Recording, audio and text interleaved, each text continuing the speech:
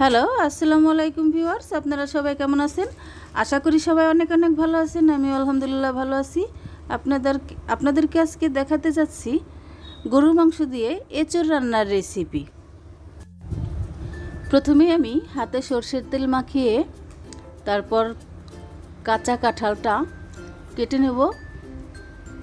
অনেকেই আপনারা কাঁঠাল কাটতে ভয় পান যে হাতে আঠা লেগে যাবে বলে। এভাবে এই প্রসেসে কাঁঠাল কাটবেন, আপনার হাতে একটু আঠা লাগবে না।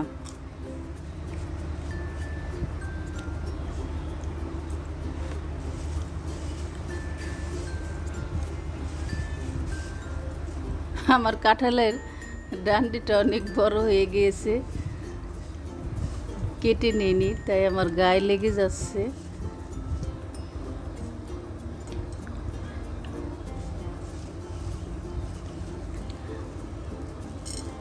কাঁঠাল কাটতে গিয়ে বটির আষাড়ি খুলে যাচ্ছে। এটার সাথে মোটামুটি একটু যুদ্ধ করতে হবে। দেখুন, অবশেষে কাটা হলো। এখন আমি এটাকে খোসা ছাড়িয়ে নেব।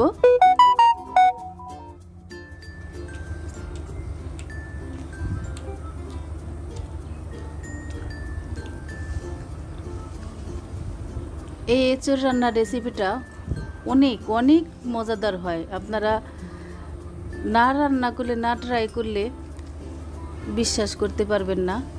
আসলে আমি বলছি এই কারণেই, আমি ওইটা কখনো রান্না করিনি। এর আগে একবার রান্না করেছি, আমার মানে ওটা দিয়েই আমি অনেক তৃপ্তি করে ভাত খেয়েছি। তাই এবার আপনাদের সাথে শেয়ার করলাম। তখন তো আর আমার ইউটিউব চ্যানেল ছিল না, আমি ওটা নিজে নিজে রান্না করে খেয়েছি, আর এটা আপনাদের সাথে শেয়ার করলাম। এখন আমি ওইভাবে কেটে নিয়ে নুন এবং হলুদ দিয়ে কড়ার মধ্যে পানি দিয়ে আমি এটাকে হালকা সেদ্ধ করে নেব।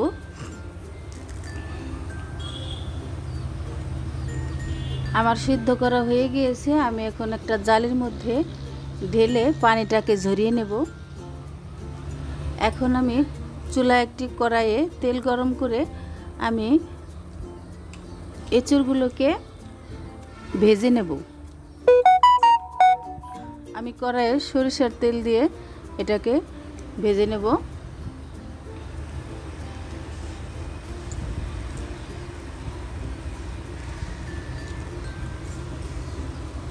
হাতের কাছে ন্যাকড়া খুঁজে না পেয়ে গামছা দিয়েই ধরেছি, সমস্যা নেই। এটার সাথে তো আর কালি নেই যে কালি লেগে যাবে। দেখুন, এভাবে করে এই প্রসেসে ভাজতে হবে।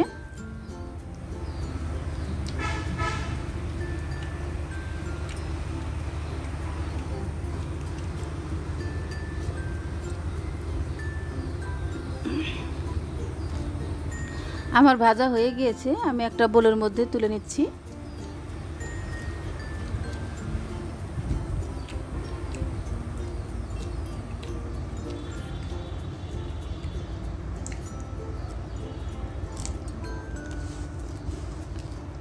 এখন আমি কড়াইয়ে সয়াবিন তেল দিয়ে নিয়েছি।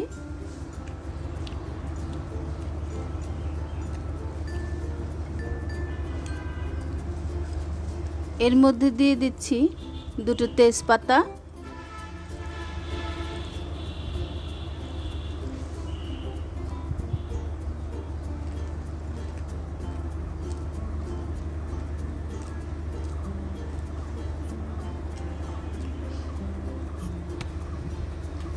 দিয়ে দিচ্ছি অল্প পরিমাণে চিনি,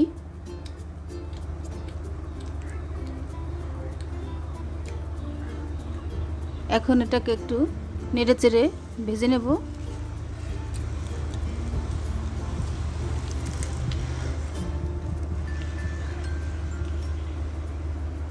এখন আমি এর মধ্যে আদা রসুন পেস্ট করে রেখেছিলাম, আমি সেটাকে এর মধ্যে দিয়ে দিচ্ছি।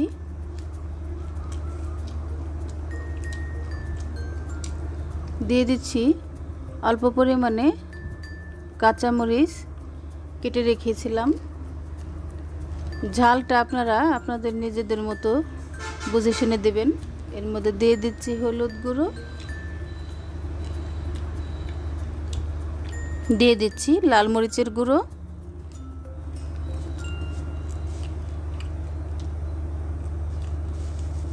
দিয়ে দিচ্ছি স্বাদ মতো নুন।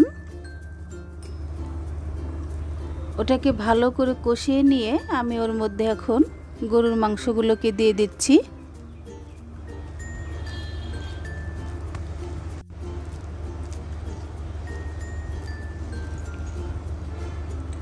এখন আমি মাংসটাকে ভালো করে কষিয়ে নেব।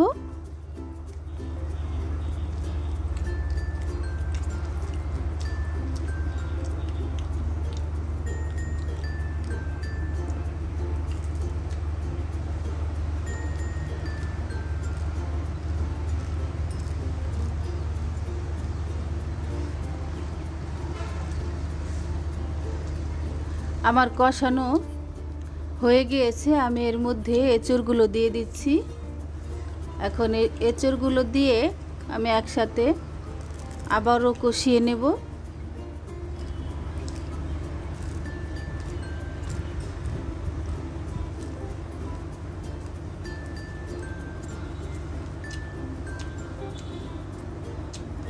এই প্রসেসে আপনারা একবার হলো এঁচড়টা রান্না করে খেয়ে দেখবেন, অনেক টেস্টি হয়।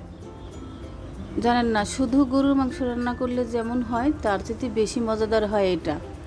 আপনারা অবশ্যই রান্না করে খেয়ে আমাকে কমেন্ট করে জানাবেন রেসিপিটা কেমন হয়েছে। আর এর মাঝে আমার চ্যানেলটিকে সাবস্ক্রাইব করতে ভুলবেন না।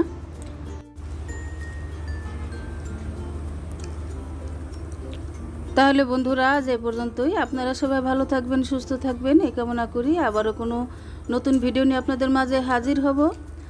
সেই পর্যন্ত আপনারা ভালো থাকবেন, সুস্থ থাকবেন। আল্লাহ হাফিজ।